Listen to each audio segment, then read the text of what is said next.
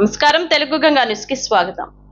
Polavaram police station ప్రారంభోత్సవ కార్యక్రమంలో హోంమంత్రి వంగలపూడి అనిత గారితో కలిసి పాల్గొన్న పోలవరం ఎమ్మెల్యే చిర్రి బాలరాజు గారు ఏలూరు జిల్లా బుట్టాయిగూడెం జీలుగుమిల్లి మండలాల్లో 7.50 కోట్ల వ్యయంతో నిర్మించిన ఆధునిక పోలీస్ స్టేషన్ భవనాల ప్రారంభోత్సవం బుధవారం ఘనంగా జరిగింది। ఈ కార్యక్రమంలో హోంమంత్రి వంగలపూడి అనిత గారితో కలిసి పాల్గొన్న ఎమ్మెల్యే చిర్రి బాలరాజు గారు మంత్రిని మర్యాదపూర్వకంగా కలిసిన సందర్భంగా పుష్పగుచ్చం అందజేసి ఆత్మీయంగా స్వాగతించారు।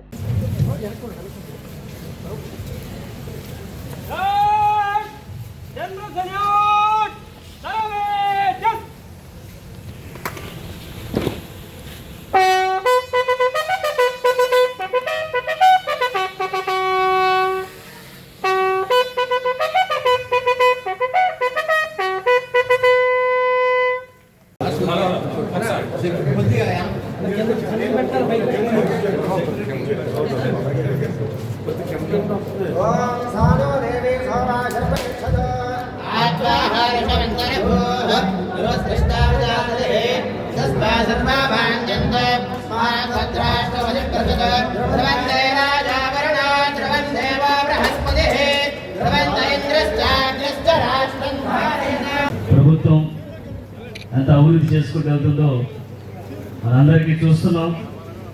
ప్రజలందరూ కూడా ఈరోజు ఆశీర్వదించి మన ఎన్డీఏ కూటమిని అధికారంలో తీసుకొచ్చినందుకు మనం ఏదైతే ఎన్నికలు ఇచ్చినటువంటి హామీని ఈరోజు ఒక్కొక్కటిగా నెరవేర్చుకుంటూ వస్తున్నాం। ఈరోజు పోలవరం నియోజకవర్గంలో గత 40-50 సంవత్సరాలుగా పోలీస్ స్టేషన్స్ ఎక్కడ కూడా సరైన సదుపాయం లేక చాలా ఇబ్బంది పడే పరిస్థితి ఏర్పడింది।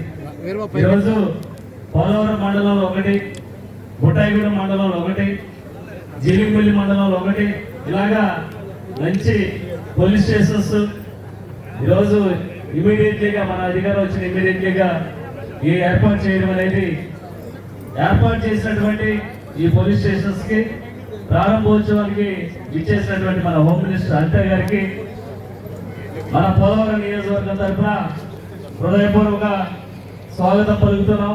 అలాగే చాలా సంతోషం, ఇలా పోలవరం నియోజకవర్గాన్ని డెవలప్మెంట్ చేయడానికి మీ వంతుగా మీరు ప్రభుత్వం నుంచి ప్రత్యేకమైన నిధులు మాకు కేటాయించడం, అలాగే ఈరోజు పోలీస్ స్టేషన్స్ కూడా వాహనాలు లేవని చెప్పడం జరిగింది। త్వరగా ఆ వాహనాలు ఇస్తానని కూడా మేడం గారు హామీ ఇవ్వడం జరిగింది।